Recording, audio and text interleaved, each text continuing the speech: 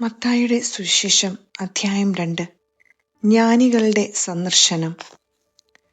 ഹെരോദസ് രാജാവിന്റെ കാലത്ത് യൂദയായിലെ ബെത്ലഹേമിൽ യേശു ജനിച്ചപ്പോൾ പൗരസ്ത്യദേശത്തു നിന്ന് ജ്ഞാനികൾ ജെറുസലേമിലെത്തി. അവർ അന്വേഷിച്ചു, എവിടെയാണ് യഹൂദന്മാരുടെ രാജാവായി ജനിച്ചവൻ? ഞങ്ങൾ കിഴക്ക് അവന്റെ നക്ഷത്രം കണ്ട് അവനെ ആരാധിക്കാൻ വന്നിരിക്കുകയാണ്. ഇതുകേട്ട് ഹെരോദേസ് രാജാവ് അസ്വസ്ഥനായി, അവനോടൊപ്പം ജെറുസലേം മുഴുവനും. അവൻ പ്രധാന പുരോഹിതന്മാരെയും ജനത്തിന്റെ ഇടയിലെ നിയമജ്ഞരെയും വിളിച്ചുകൂട്ടി, ക്രിസ്തു എവിടെയാണ് ജനിക്കുന്നതെന്ന് ചോദിച്ചു.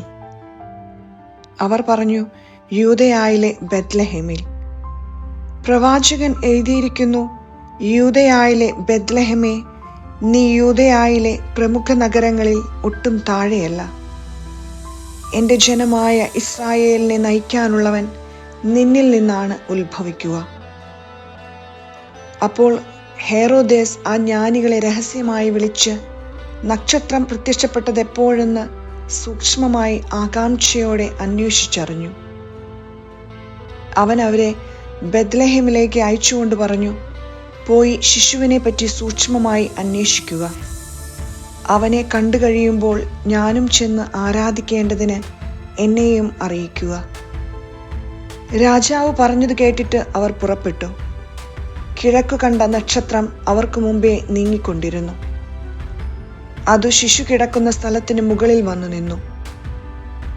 നക്ഷത്രം കണ്ടപ്പോൾ അവർ അത്യധികം സന്തോഷിച്ചു. അവർ ഭവനത്തിൽ പ്രവേശിച്ച് ശിശുവിനെ അമ്മയായ മറിയത്തോടുകൂടി കാണുകയും അവനെ കുമ്പിട്ട് ആരാധിക്കുകയും ചെയ്തു. നിക്ഷേപ പാത്രങ്ങൾ തുറന്ന് പൊന്നും കുന്തുരുക്കവും മീറയും കാഴ്ചയർപ്പിച്ചു.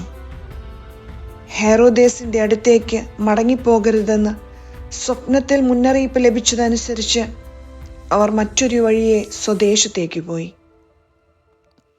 ഈജിപ്തിലേക്കുള്ള പലായനം.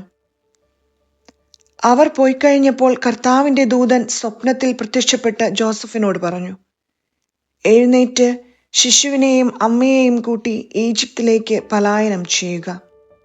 ഞാൻ പറയുന്നതുവരെ അവിടെ താമസിക്കുക.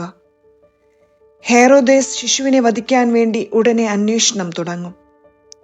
അവൻ ഉണർന്ന് ശിശുവിനെയും അമ്മയെയും കൂട്ടി ആ രാത്രി തന്നെ ഈജിപ്തിലേക്ക് പോയി.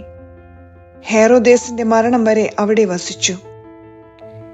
ഈജിപ്തിൽ നിന്ന് ഞാൻ എൻ്റെ പുത്രനെ വിളിച്ചു എന്ന് പ്രവാചകനിലൂടെ കർത്താവ് അരുളി ചെയ്തത് പൂർത്തിയാകാനാണ് ഇത് സംഭവിച്ചത്. ജ്ഞാനികൾ തന്നെ കബളിപ്പിച്ചുവെന്ന് മനസ്സിലാക്കിയ ഹെരോദേസ് രോഷാകുലനായി.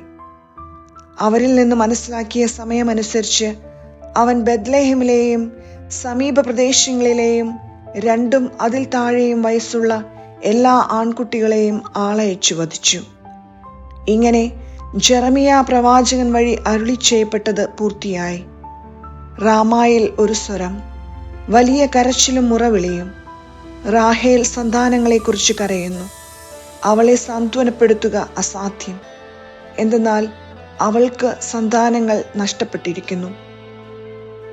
തിരിച്ചുവരവ്. ഹെരോദേസിന്റെ മരണത്തിനു ശേഷം ഈജിപ്തിൽ വെച്ച് കർത്താവിന്റെ ദൂതൻ ജോസഫിന് സ്വപ്നത്തിൽ പ്രത്യക്ഷപ്പെട്ടു പറഞ്ഞു, എഴുന്നേറ്റ് ശിശുവിനെയും അമ്മയെയും കൂട്ടി ഇസ്രായേൽ ദേശത്തേക്ക് മടങ്ങുക. ശിശുവിനെ വധിക്കാൻ ശ്രമിച്ചവർ മരിച്ചു കഴിഞ്ഞു. അവൻ എഴുന്നേറ്റ് ശിശുവിനെയും അമ്മയെയും കൂട്ടി ഇസ്രായേൽ ദേശത്തേക്ക് പുറപ്പെട്ടു.